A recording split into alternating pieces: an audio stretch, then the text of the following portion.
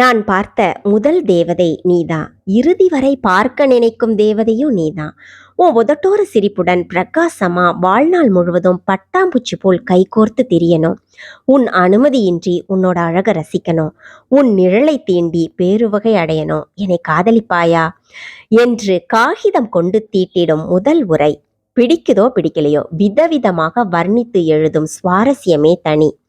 காகிதம் விடுத்தூதாக இவ்வாறு பெறப்பட்ட காதல் கடிதம் படிக்கிறத யாரும் பார்க்கக்கூடாது, யாரும் கேட்கவும் கூடாது. ஆனா வாய் விட்டு வாசிக்க வாசிக்க இனிக்கும். வாழ்நாள் முழுவதும் பத்திரமாக பாதுகாக்கப்படும். அப்படிப்பட்ட காதல் கடிதங்கள் இன்று இறந்துவிட்டது. இருந்தால்தானே இறக்க, இல்லை என்றே சொல்லலாம்.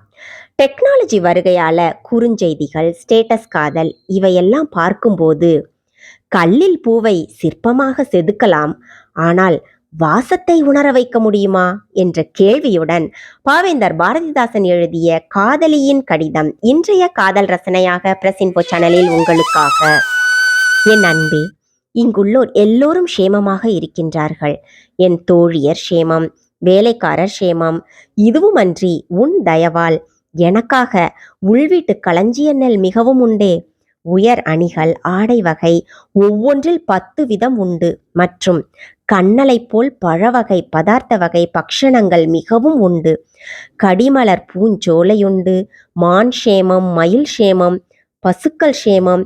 இன்னபடி இவ்விடம் யாவரும் எவையும் சேமம். என்ற நிலையோ என்றால் இருக்கின்றேன், சாகவில்லை என்றறிக.